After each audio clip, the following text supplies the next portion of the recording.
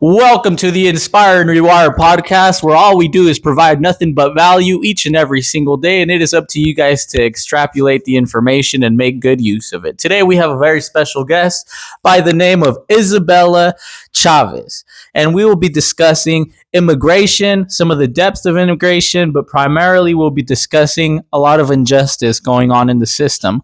Welcome to the podcast, Isabella. Please give us an introduction of yourself and start us off. Hi, I'm Isabella, and I'm a junior in high school. This is for a project. Okay.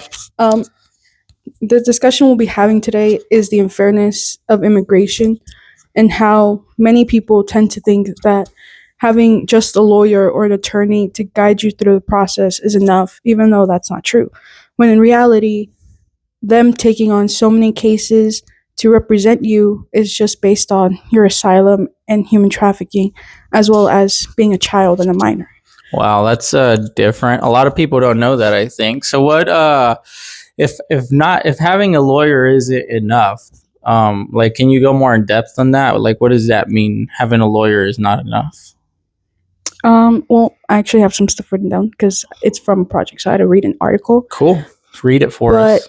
The immigration attorney said that if I told you that last year 90% of the cases we filed were approved, and that shows what great lawyers we are, that would not be true, which tells you the type of cases that we're picking. So meaning that they just take on the easy cases that will be done faster rather than having to challenge themselves into being greater and helping those that actually need it. Why do you think they do that? Well, obviously, I would think that they do that because they don't want to lose cases, because if they lose cases, their reputation as an attorney diminishes. Do you think that that's why? Or do you think it's bigger than that? Honestly, I could be that. Or also it's the fact that, honestly, they just want to pick, like, minors where it's, like, easier to represent and not have the trouble of having to go through the past of, like, criminals or those that are going through the trouble in needing it. Okay, cool. I had a couple questions that I wanted to ask you here, so I wrote down. One of them was, if you're an immigration lawyer and you have to decide which cases to take, how do you decide which cases to take? Well, lawyers don't just take on any case. They have to be strategic. Think of it as like doctors and having to take on their resources. They don't just take any patient, but they take the one that needs the most help, like at the top of the list. And then they go and they prioritize that person. Okay. So they have to be strategic with the cases they take, just as you would try to be in any other profession. Cool. Another question that I had for you was along the lines of, if it's not enough to just... where did I write this question down? I know I had wrote it down here. No. If having a lawyer is not the problem, or if not having enough lawyers is the problem, wouldn't the solution be to add more lawyers? So essentially, because a lot of people's perspective is that there's not enough lawyers for immigration. So wouldn't you think that the solution would just be for more representation to become available? Yes, well, I have a lot to say on this part, so I have it written down so I don't forget the majority of the part. Okay. Although that can be true, it's not exact, just because like advocates push for universal legal representations, arguing that it would level the playing field or immigrants in court. And while expanding access to attorneys is crucial, it's not just an easy fix. Why? Because even with more lawyers, there would still be inequalities in how cases are handled. Research shows that even in criminal legal system, where everyone has the right to an attorney, lawyers don't distribute their time equally with their effort among clients. As one study put it, even in an environment with a right counsel, attorneys differentially distribute effort, energy, and attention to different types of clients and cases. Okay. Now, for our audience that isn't too intellectually driven in this, scenario, could you break that down into, smaller way of understanding, because a lot of that is big words, so it's going to go right over a lot of people's heads. What does that mean to you in a more condensed way of explanation or way of explaining? To me, it feels like if you go to a lawyer and you ask them to represent you, Mm-hmm. they would have too many cases that they think is more important, meaning that whatever you want to do is going to go right over their heads, meaning that they wouldn't give you the enough time and effort that you really need in trying to be represented by them. Do you feel like some of the problem is established from lack of monetary value, obviously money, like, because I imagine that if you have enough money they would prioritize you, but if you're an immigrant struggling you probably don't have that. Yes, that is also true, which is why there's times where you can go and look for a pro bono lawyer who will help you guide you through your representation. Okay. And you personally, how do you feel like we could fix or improve the immigration system? How do we get a fair one in your perception? We could do more funding for the nonprofit legal aid. We could also have stronger partnerships between private attorneys and social services, and a broader conversation about fairness, giving everyone their proper value and time and effort. Okay. Yeah, this whole immigration with being represented by an attorney, it has its levels to it. There's a lot of stuff that I wasn't aware of or I didn't really ever think about, but you've definitely brought a lot of awareness to that with this project that you're doing. What is, like, if nobody takes anything from this podcast, what would you like them to be like the number one to take away from it? The number one thing. Number one thing would be that you should definitely try and prioritize yourself into who you want to be represented by and go into depth of that lawyer to see exactly the cases they've won and make sure you know what part you want to be represented by. Okay, that's powerful. That's very powerful. Well, I think that I've asked you all the questions that I wanted to ask you on my end as far as the project goes.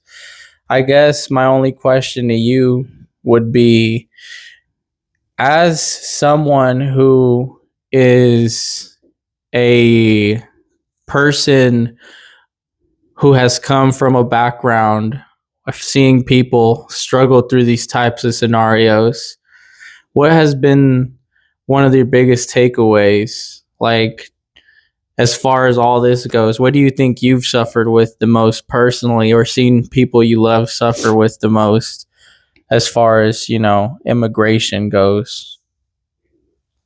Well, what people I've seen suffer and personally what I have gone through is like being from a different place or like a different race. Mm-hmm. With your ethnicity, people tend to think that just because you're Latin or from a different orientation, they think that you don't belong here, meaning you have to give more than yourself to prove that, and that you get made fun of. So they tell you to go back to your home or to do this, even though you have the right to be here just because you wanted to have a better life or give your kids a better life. Do you feel that immigrants have to work twice as hard as the average American to make things happen? Yes, I do. Right now in the world, there's people still thinking and wanting to get rid of immigrants, even though that without them they wouldn't have the food that they like now, or that without them there's not a lot of houses being built, or there's not people teaching their kids the Spanish or a different language that they want the child to know. Yeah, because there's like a common perception among some people where they'll say immigrants are just stealing jobs or things of that nature.